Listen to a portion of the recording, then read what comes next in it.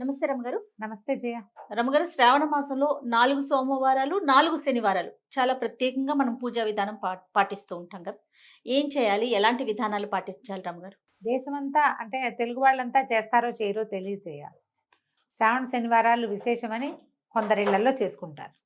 శ్రావణ సోమవారాలు విశేషమని ఇంకొందరు చేసుకుంటారు. ఇవి కంపల్షన్ కాదు. మంగళవారం శుక్రవారం లాగా కాదు. మీకు అవకాశం ఉంటే చేసుకోవచ్చు. ఇవి పర్వదినాలు, మంచి రోజులు. శ్రావణమే అద్భుతమైన మాసం. అంతే, దేవి దేవతలు ప్రసన్నంగా ఉండే మాసం అని చెప్తారు. శ్రవణ నక్షత్ర సంబంధమైన మాసం. చంద్రుడు పౌర్ణమి నాడు శ్రవణ నక్షత్రంలో ఉంటాడు. శ్రవణంలో ఉండటం వల్ల శ్రావణం పేరు వచ్చింది. ఈ శ్రవణ నక్షత్రం ఎవరిది? వెంకటేశ్వర స్వామిది. అందుకని ఇక్కడ ప్రత్యేకంగా శనివారాలు చేసుకునే విధానం కనబడుతుంది. సోమవారాలు మనం ముందు మంగళవారం ఎలాగో గౌరీ పూజ చేస్తాం కాబట్టి సోమవారం నాడు శివ పూజ చేసుకుంటే మంచిది. ముందు సోమవారం గురించి చెప్తాం. కార్తీక సోమవారాలు ఎలా చేస్తామో ఇంచుమించుగా శ్రావణ సోమవారాలు కూడా అంతే విధానం. పగలు ఉపవాసం చేయటం, ఒక పొద్దు ఉండటం, చుక్కలు కనిపించాక శివారాధన చేసుకోవటం. ఇంట్లో ఎవరికైనా శివాభిషేకం అలవాటు ఉన్న వాళ్ళు, ఇంట్లో అభిషేకం ఉండి పంచాయతనం ఉండి శివలింగాలే ఉండి అభిషేకం చేసుకుంటాం అనేవాళ్ళు ఉంటారు కదా. వాళ్ళ పద్ధతి ప్రకారం చేసుకునే వాళ్ళ కథ వేరు. ప్రత్యేకంగా కొంతమంది అలవాటు లేకపోయినా వీళ్ళు పెట్టుకుని చేసుకుంటారు. పొద్దున ఉదయకాలం అభిషేకం మంచిది.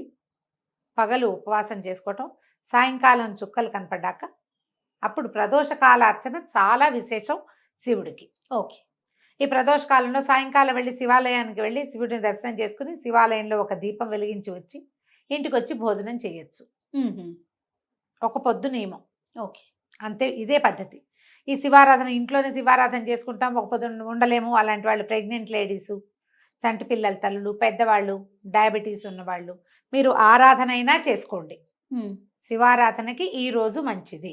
ఓకే. అభిషేకం చేయించుకోవటం, దేవాలయానికి వెళ్ళి అభిషేకం చేయించుకురావటం, ఒక దేవాలయ దర్శనం చేయటం, ఇంట్లో అభిషేకం అవకాశం ఉంటే చేసుకోవటం, అంత మాత్రం చేసినా చాలు. ఓకే.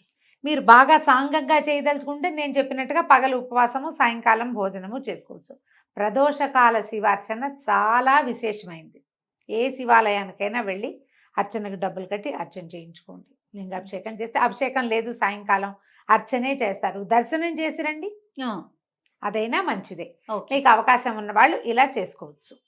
అక్కడి నుంచి శ్రావణ శనివారం. ఈ శనివారం విశేషం ఏంటంటే శుక్రవారం అమ్మవారిని అర్చిస్తాం, శనివారం అయ్యవారిని అర్చిస్తాం. శ్రావణ శనివారాలు మా వైపు అంతా కూడా చలిమిడి దీపారాధన చేస్తారు. ఈ చలిమిడి అంటే పిండి దీపారాధన అంటారు కదా. పిండి అనేది బియ్య పిండితోటో గోధుమ పిండితోటో చేసి చక్కగా దానికి అలంకారం చేసి పువ్వులేసి బొళ్ళని బొట్లు పెట్టి దేవుడికి దీపం పెట్టిన తర్వాత ఆ దీపం ప్రమిదని మీరు ఏం చేస్తారు అనేది ప్రశ్న. మనం ఇంత పసుపులు బొట్లు పెట్టి పువ్వులు పెట్టి అలంకరించింది పుచ్చుకోం కదా, దాన్ని నిర్మాల్యంలోకి పడేస్తారు. నేను ఒక ప్రత్యేక విధానం చెప్తా. నిర్మాల్యంగా పంపించద్దు చలిమిడిని. నిర్మాల్యం కాదు. దేవతారాధనకి దీపారాధనగాను నైవేద్యంగాను ఉపయోగపడే వస్తువుతోటి చేస్తాం మనం ఇది.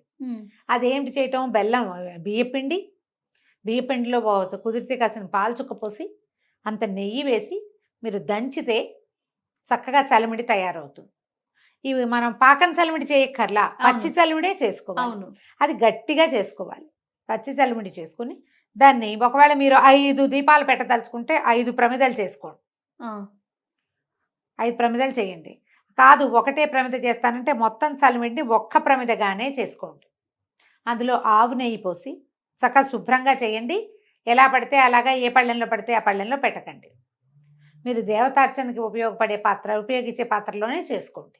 అప్పుడు ఏం చేస్తాము? ఈ ఒక పళ్ళెంలో ఒకటే అయితే ఒక పళ్ళెంలో పెట్టుకోవటం. 5 అనుకోండి, కాస్త పెద్ద పళ్ళెంలో 5ని పేర్చండి. 5 నియమం కాదు. మేమైతే ఒకటే చేస్తాం. ఓకే, మీ ఇష్టం. అది మీకు అలంకారంగా చేసి దేవుడికి చూపించటం కాదు ఇది. ఈ బియ్యపిండి ఏమిటి? బియ్యము ఆహారం మనకి, అవునా? ఆహారంతో పాటుగా మనం ఇంకా ఏం వాడతాం? పాయసంలోకి వాటిలోకి బెల్లం వాడతాం, నెయ్యి, పంచామృతాల్లో ఒకటి. ఈ 3 మహత్తరమైన పదార్థాలని కలిపి మనం చలిమిడి చేస్తున్నాం. దాన్ని బయటికి పంపకూడదు, లోపలికి పంపించాలి. తప్పకుండా అది ప్రసాదంగా స్వీకరించాలి. ఇది నియమం. మనం దీపారాధన చేసేసి దీపం కొండెక్కాక పువ్వులతో పాటు దాన్ని కూడా తప్పు తప్పు. చేయకూడదు ఆ పని. ఓకే. అందుకని పువ్వులు గివ్వులు పెట్టబోకండి. బొట్టులు అలాంటివి కూడా పువ్వులు బొట్లు అలంకరణలు మీరు ఒట్టి బియ్య పిండితో చేసుకుంటాం. అందులో మేము బెల్లం వేయం, నెయ్యి వేయం, ఊరికే పిండి దీపారాధన అలంకారం చేసి చూపిస్తామంటే మీ ఇష్టం. ఉమ్. కానీ అది పద్ధతి అయితే కాదు. అది మీరైతే కాదు. ఒక దీపం పెడతారా ఒక రమ్మగారు? దీపం పెడతాం, 5 దీపాలు కూడా పెట్టుకుంటారు. మా ఇళ్ళలో కొంతమంది పెడతారు అట్లా. ఉహు. మొత్తం ఇంత చలిమిడి చేస్తే అంత చలిమిడి ఏకంగా ఒకటే ప్రమిద. దాంట్లో ఆవు నెయ్యి పోసి ఒక ఒత్తిని వెలిగించండి. ఒత్తిని చక్కగా తడిపి బాగా నలిపి ఏక ఒత్తి వేస్తే సరిపోతుంది. 2 జ్యోతులు అలా ఏం వేయక్కర్లేదు, ఒకటే వేయచ్చు. మీ ఇంట్లో ఒకవేళ 2 జ్యోతులు ఉండాలని పెద్దవాళ్ళు నియమం కనుక పెడితే 2 జ్యోతులు వేయండి, మీ ఇష్టం, మీ ఇంట్లో అలవాటుని బట్టి. ఒకటి వేస్తే సరిపోతుంది. అఖండం లాంటిది అనమాట ఇది. ఉహు. పెట్టి వెలిగిస్తాం. వెంకటేశ్వర సుప్రభాతం దగ్గర మొదలుపెట్టి సుప్రభాతము, ప్రపత్తి, స్తోత్రము 3 చదువుకోండి. ఈ దీపం మీద మనం ఇంకా పళ్ళు పాయసం ఏమైనా చేస్తే అవి 4 పెట్టి దీపం వెలిగే దాని మీద పడకుండా కొంచెం యువతలుగా నీళ్లు చల్లి దీపాన్ని కూడా నివేదనగా సమర్పించండి. విడిగా ముందు ఒక దీపారాధన చేసుకుంటాం మనం. అవును. ఒక దీపం పెట్టుకున్నాక ఈ క్రియ చేస్తాం. దీపంతో సహా నివేదన చేసి స్వామివారికి చూపించి దీపం కొండెక్కిన తర్వాత అప్పుడు ఆ దీపం పెట్టిన చలిమిడిని నైవేద్యంగా మనం స్వీకరించాలి. ప్రసాదంగా స్వీకరించాలి. ఒత్తి బాగా కాలుతుంది. ఆ కాలిన మాడిన చోట కొంచెమే మాడుతుంది, ఎక్కువ మాడదు, కొద్దిగా మాడుతుంది. మీరు ఒత్తి జాగ్రత్తగా పెట్టాలి. చక్కగా ఒత్తి తీసేసేయండి.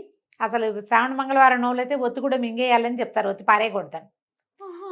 అందుకని సన్నటి చక్కగా మంచి పత్తితోటి చేస్తారు వాటికి. శ్రావణ మంగళవారం ఒత్తులు పారేయకూడదు. ఓ. దీన్ని ఏం చేస్తారు, తులసమ్మలో పెట్టేయండి. మిగిలిన చలిమిడిని అందరికీ ప్రసాదంగా ఇచ్చేసేయండి దీపం పెట్టిన దాన్ని. శ్రావణ శనివారాలు వెంకటేశ్వర స్వామి తర్వాత ఇది నైవేద్యం అయిన తర్వాత మంగళాశాసనం చదువుకుంటాం కదా. అవును. మంగళహారతి ఇచ్చి మంగళాశాసనం మొత్తం చదువుకుని దండం పెట్టుకోండి. శ్రావణ సోమవారాలు, శ్రావణ శనివారాలు కూడా కామ్యాలు అంటే కోరిన కోరికలు తీర్చే రోజులు ఇవి. ఉహు. ధర్మబద్ధమైన ఏ కోరిక మీరు కోరినా ఆ కోరిక తప్పకుండా నెరవేరుతుంది. ఓకే. మన అవకాశాన్ని బట్టి, అవసరాన్ని బట్టి, అలవాటుని బట్టి చేసుకోండి. ఒకవేళ ఇందులో మీరు భయపడడానికి కాంప్లికేటెడ్గా ఏదైనా చేసుకోవడానికి ఏమీ లేదు. కాంప్లికేటెడ్గా చేసుకోవద్దు దీన్ని. ఓకే. ఉపవాసం ఉంటారా రమ్మగారు? ఇప్పుడు అదే సోమవారం ఏమో పగలు ఉపవాసం, రాత్రి భోజనం చేస్తామా. ఈ వెంకటేశ్వర స్వామికి చేసేది పగలు చక్కగా షడ్రసోపేతంగా భోజనం చేసి రాత్రిపూట ఒక పొద్దు ఉండండి. రాత్రిళ్ళు టిఫిన్ చేసుకోండి, అన్నం తినకండి. సాధారణంగా శనివారాలు మనం అట్లానే అలాగే చేస్తాం చేస్తాం. కాబట్టి అదే విధానం. శివుడికి చుక్కలు చూశాక తినాలి, విష్ణువుకి చుక్కలు చూశాక తినకూడదు. ఇంతే లెక్క. ఇలా చేసుకోవచ్చు. ఇప్పుడు ఇది ఖచ్చితంగా చేసి తీరవలసింది కాదు. ఒకవేళ చేసినా ఎలాగో ఏమిటోగా చేసేయాలనుకోవద్దు. ఎంత సింపుల్గా వీలైతే అంత సింపుల్గా సోమవారం నాడు శివ సంబంధమైన స్తోత్రాలు చదువుకోండి, శనివారం నాడు విష్ణు సంబంధమైన స్తోత్రాలు, విష్ణు సహస్రనామ పారాయణ అలాంటివి చేసుకోండి. ఉపవాసం ఉండగలిగితే ఉండండి, లేకపోతే లేదు. అభిషేకం చేయగలిగితే చేయండి, లేకపోతే లేదు. దీపం పెట్టగలిగితే పెట్టండి, లేకపోతే లేదు. ఈరోజు శివ సంబంధమైంది, ఈరోజు విష్ణు సంబంధమైంది అని మతి కలిగి ఉండి నమస్కారం చేసుకోండి. అదైనా మంచి ఫలితాన్నే ఇస్తుంది. మనకేం కావాలి చేయాలి లైఫ్కి? అంతే కదా రమ్మగారు. ఏదైనా మన జీవితానికి ఒక స్థిమితం కావాలి ఎవ్వరికైనా. అది ఇంత డబ్బులు వచ్చేవాడికి స్థిమితమే కావాలి, ఎంత వచ్చేవాడికైనా స్థిమితమే కావాలి, ప్రశాంతత. అది లభిస్తుంది. అంతే కదా రమ్మగారు. అంతే, అది లభిస్తుంది. మామూలుగా ఈ రోజున వాయనం ఇవ్వచ్చు, ఎవరికైనా ఏదైనా తాంబూలం ఇవ్వచ్చు. ఏమి ఇచ్చుకోదలుచుకుంటే అది ఇచ్చుకోవచ్చు, మీ ఇష్టం. ఈ శ్రావణ శనివారాల్లో ఒక శనివారం శని త్రయోదశి కూడా వస్తుంది. శని త్రయోదశి మీకు విధి విధానాలు ఏమైనా ఉంటే శని త్రయోదశి నాడు చేసేవి దేవాలయానికి వెళ్ళొచ్చు. శనికి సంబంధించినవి ఏమైనా చేసుకోవచ్చు, ఇబ్బంది లేదు. రైట్ రమ్మగారు. నమస్తే. నమస్తే జీ.